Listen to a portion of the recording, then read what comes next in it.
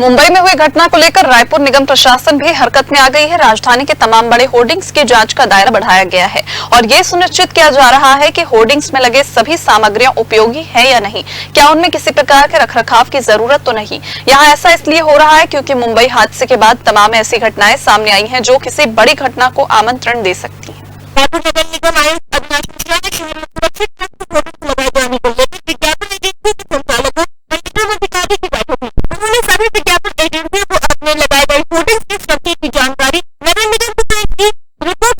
निर्देश दिए। उन्होंने बैठक में कहा कि मुंबई जैसा हादसा रायपुर न हो, ये विज्ञापन एजेंसियां सुनिश्चित करें। उल्लेखनीय है कि मुंबई में आगे में एक ट्रक कोविड के गिरने से 14 लोगों की मौत हो गई, वही 74 लोग इसमें घायल हुए हैं। निगम आयुक्त ने रायपुर में इस तरह की घटना को रोकने के सभी विज्ञापन एजेंसियों की भागीदारी सुनिश्चित करने के निर्देश दिए। एक बड़ा हादसा हुआ, हादसे में 14 लोगों की मौत होने की खबर है और न केवल 14 लोगों की मौत होने की खबर है बल्कि उसमें 98 लोगों के घायल होने की भी सूचना मिली है।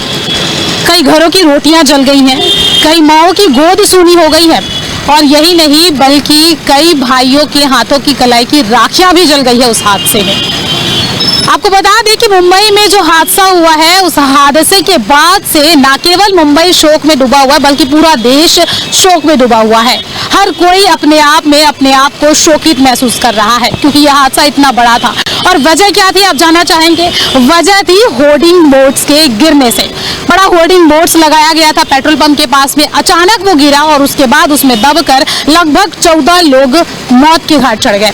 ये बड़ा हादसा हुआ और इस हादसे के बाद से पूरा मुंबई दहला हुआ है। राजधानी रायपुर की बात कर लेते हैं। राजधानी रायपुर का एक पाश इलाका जयस्तंभ चौक जहाँ पर हम खड़े हुए, यहाँ पे बड़े बड़े होर्डिंग बोर्ड्स जो है यहाँ पे लगाए गए हैं जो राजधानी रायपुर की शोभा बढ़ा रहे हैं। लेकिन क्या हो अगर ये होर्डिंग बोर्ड्स गिरे और फिर इससे किसी की जनहानि हो जाए, क्योंकि ये होर्डिंग बोर्ड्स जो है पूरी तरह से जर्जर दिखाई दे रहे हैं। राजधानी रायपुर का ये पाश इलाका है, यहाँ पर तमाम लोग जो है अधिकतर यहाँ पर से आना जाना करते रहते हैं। दिनचर्या का समय लोग यहाँ से गुजरते हैं। वही सिग्नल की अगर बात करें तो लगभग 1 मिनट का जो है सिग्नल यहाँ पर रखा गया है, यानी कि अगर किसी को ग्रीन लाइट का वेट करना है तो उसे एक मिनट तक यहाँ पर इंतजार करना होगा। ऐसे में राजधानी रायपुर की ये बड़े बड़े होर्डिंग बोर्ड्स जो यहाँ की शोभा बढ़ा रहे हैं, लेकिन इसका किसी को अंदाजा नहीं है कि अगर किसी प्रकार की कोई अप्रिय घटना घटित हो जाती है तो इसका जिम्मेदार कौन होगा। फिलहाल मुंबई में जो घटना हुई है उस घटना के बाद से सभी लोग सहमे हुए हैं और फिर उन 14 लोगों की मौत का जिम्मेदार कौन है, इसे लेकर तमाम प्रकार के सवाल उठाए जा रहे हैं। जरा सोच कर देखिए, अगर राजधानी रायपुर जिसे स्मार्ट सिटी का दर्जा दिया जाता है, अगर इस स्थान पर अगर इस प्रकार की कोई अप्रिय घटना घटित हो जाती है तो इसका जवाबदेही कौन होगा और इसका जिम्मेदार कौन होगा।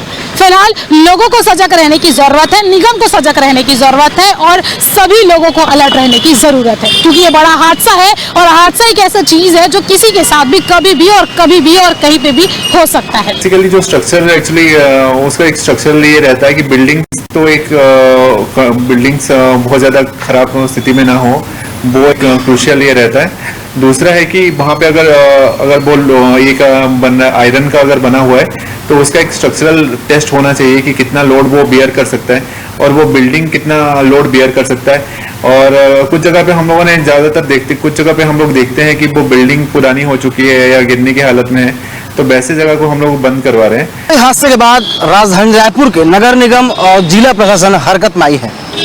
बात करेंगे होल्डिंग दुर्घटना की। हम अभी खड़े हैं राजधानी रायपुर के भगत सिंह चौक में। ठीक मेरे पीछे मुख्यमंत्री निवास है और सामने कैबिनेट मंत्रियों का निवास है। इसके अलावा यहाँ पर चारों दिशा अगर बात करें तो बड़े बड़े होल्डिंग यहाँ लगाए गए हैं, चाहे वो तनिष्क के एड को लेकर हो, चाहे वो किसी स्कूल को लेकर हो या किसी बड़े IPL प्रोजेक्ट को लेकर हो। इन तमाम होल्डिंगों का खतरा यह है कि समीप राजधानी के बीच चौक चौराहे पे है। अगर कुछ तूफान, अगर कुछ दुर्घटना होती है तो यातायात के साथ साथ यात्रियों को भी काफ़ी प्रभावित यहाँ पर मिलेगा। इसके लिए सबसे बड़ी बात यह है कि नगर निगम के आयुक्त का कहना है कि कल इसकी बैठक ली गई है, तमाम ऐड के एजेंसियों को बुलाया गया है और हिदायत दी गई है जो जर्जर होल्डिंग जो जर्जर मकान है उसकी समीक्षा की जा रही है और जहाँ पर सुधार की आवश्यकता है वहाँ पर उसे देख रेख किया जा रहा है। लेकिन बहरहाल सवाल यहाँ पर यह उठता है कि क्या अभी भी निगम प्रशासन होल्डिंग को लेकर मौजूदा स्थिति में सही काम कर रही है या नहीं कर रही है, अथवा हर बार की तरह टाल मटोल करके बात को रफा दफा करेगी। मुंबई त्रासदी में जो नुकसान हुआ है उसकी भरपाई कोई नहीं कर सकता। लेकिन इस दुर्घटना को बचाव के लिए अगर पूर्वानुमान लगा लिया जाए तो राजधानी में ऐसे बड़े खतरों को टाला जा सकता है। कैमरामैन अनिल यादव के साथ ग्रैंड न्यूज।